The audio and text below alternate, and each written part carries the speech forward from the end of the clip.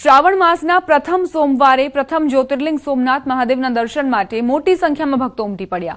આજે શ્રાવણના પ્રથમ સોમવારે વહેલી સવારે 4 વાગ્યાથી મંદિરના કપાટ શ્રદ્ધાળુઓ માટે ખોલવામાં આવ્યા।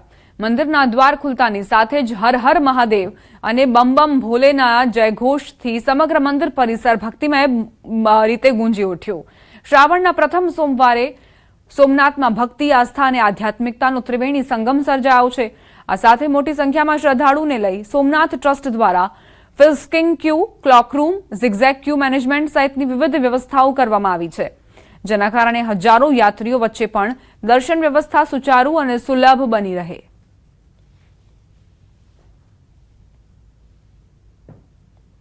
શ્રાવણ માસનો પ્રથમ સોમવાર છે અને ખાસ કરીને શ્રાવણ માસની અંદર હિન્દુ ધર્મમાં ખાસું મહત્વ હોય છે। ભક્તો મહાદેવની મોટી આસ્થાથી શિવજીના દર્શન કરવા માટે આવતા હોય છે, ત્યારે આજે પ્રથમ જ્યોતિર્લિંગ સોમનાથ મહાદેવના મંદિર ખાતે મોટી સંખ્યામાં ભાવિકો છે તે ઉમટ્યા છે। જોઈ શકાય છે જે પ્રમાણે આ સોમનાથ મંદિર પરિસરનો ભાગ છે અને આ પરિસરની અંદર જ્યાં જુઓ ત્યાં ભક્તોનું ઘોડાપૂર છે તે જોવા મળી રહ્યું છે। ત્યારે કહી શકાય કે આપણી સાથે કેટલાક ભાવિક ભક્તો છે, તેમની સાથે આપણે વાત કરીશું કે આજે શ્રાવણ માસને લઈ અને તેઓએ મહાદેવને શું પ્રાर्थना अर्चना करी है। खास कर सर, आप कहाँ से आ रहे हैं और महादेव के दर्शन किए, कैसा लगा? जी, हर हर महादेव। हम महाराष्ट्र से आए हैं, अकोला जिले से। हम 22 लोग हैं। हम यहाँ से कावड़ यात्रा करके लेके हमारे राज्य में चले जाएंगे।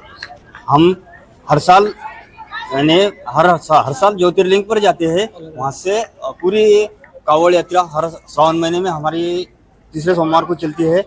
हमारे इधर भी श्रावण महीने का ज़्यादा महोत्सव चलता है। यहाँ क्या हमारे को बहुत अच्छा लगा। आप कावड़ लेके आते हो, कितने साल से आ रहे हो और जो लोग हैं रास्ते में किस तरह से आप चल के आते हो, कोई दिक्कत होती है? नहीं, ऐसी कोई दिक्कत नहीं आई हमारे को। बहुत अच्छा लगा। तो हम मतलब तकरीबन 15-20 साल से कहीं ना कहीं जाते हैं ज्योतिर्लिंग में। इस बार कहाँ सोमनाथ में आए हैं? जी, इस साल में सोमनाथ में आए हैं, दर्शन कर लिए, बहुत अच्छा लगा। यहाँ से आगे सोमनाथ से आगे कहाँ जाने का प्लान है आपका? आगे हमारे को घर को जाने का, जल चढ़ाना है, अभिषेक करना है। अगले साल काशी जाएंगे। अगले साल काशी जा रहे हो आप लोग?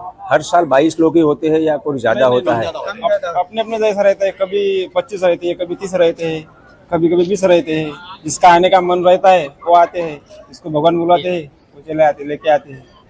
श्रावण मास का प्रथम सोमवार है, शिव जी के दर्शन किए, कैसा लगा? कावड़ भी साथ में आप लेके आए? बहुत अच्छा फील हुआ सर, बहुत अच्छा।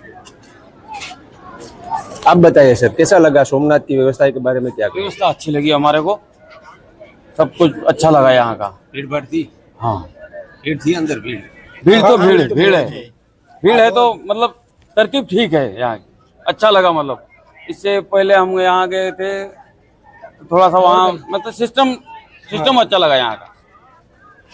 तो आ હતા મહારાષ્ટ્રના ભાવિકો કે જેઓ કાવડ લઈને આવ્યા છે અને દર વર્ષે અલગ અલગ જ્યોતિર્લિંગમાં તેઓ પોતે કાવડ લઈને જતા હોય છે। તેઓનું કહેવું છે કે તેઓ પ્રથમ જ્યોતિર્લિંગ સોમનાથ મહાદેવના દર્શન કરી અને કાવડ લઈને જ આવ્યા છે, તેમને કારણે તેઓ ધન્યતા છે તે અનુભવી રહ્યા છે। ત્યારે એક પ્રકારે કહી શકાય કે આજે શ્રાવણ માસના પ્રથમ સોમવારને લઈ અને દેશભરમાંથી ભાવિકો છે તે સોમનાથ ખાતે ઉમટી પડ્યા છે। દિનેશ સોલંકી, ન્યૂઝ 18 ગુજરાતી, ગીર સોમનાથ।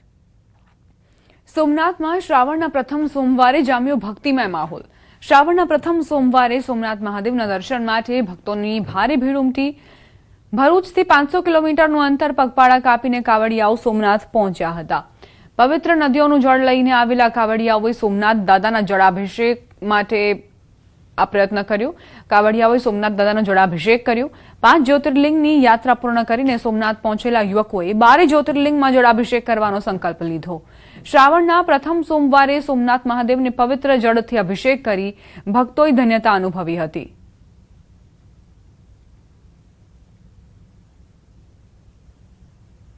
હિન્દુ ધર્મમાં શ્રાવણ માસને અત્યંત પવિત્ર અને ધાર્મિક માનવામાં આવે છે અને આ જ શ્રાવણ માસની અંદર ભાવિ ભક્તો છે તે શિવજીને મનાવવા માટે અલગ અલગ ઉપાસનાઓ છે તે કરતા હોય છે। ત્યારે આપણી સાથે કહી શકાય કે આજે પ્રથમ જ્યોતિર્લિંગ સોમનાથ મહાદેવના મંદિર ખાતે કાવડ યાત્રા છે તે લઈને કેટલાક યુવકો છે તે પહોંચ્યા છે। જોઈ શકાય છે જે પ્રમાણે આ જે યુવકો છે તેઓ અહીં પગપાળા કરીને આ કાવડ યાત્રા લઈને આવ્યા છે અને શિવજીને મનાવવા માટે તેઓ પ્રયાસ કરી રહ્યા છે, ત્યારે આપણી સાથે કેટલાક કાવડો છે તેમની સાથે આપણે વાત કરીશું. સાહેબ, આપ ક્યાંથી આવો છો અને કેટલા કિલોમીટરની યાત્રા કરીને અહીંયા પહોંચ્યા? અમે નવા ઉભાથી આવીએ છીએ ને ભરૂચ જિલ્લામાંથી આવીએ છીએ ને અમે 6 કાવડ યાત્રી નીકળેલા ને બીજા 16 જણ એમાં સેવામાં હતા. આ જે શિવભક્તો છે તે ભરૂચથી આવ્યા છે અને તેઓ 12 જ્યોતિર્લિંગની અંદર આ જે કાવડ યાત્રા છે તે લઈને જઈ રહ્યા છે.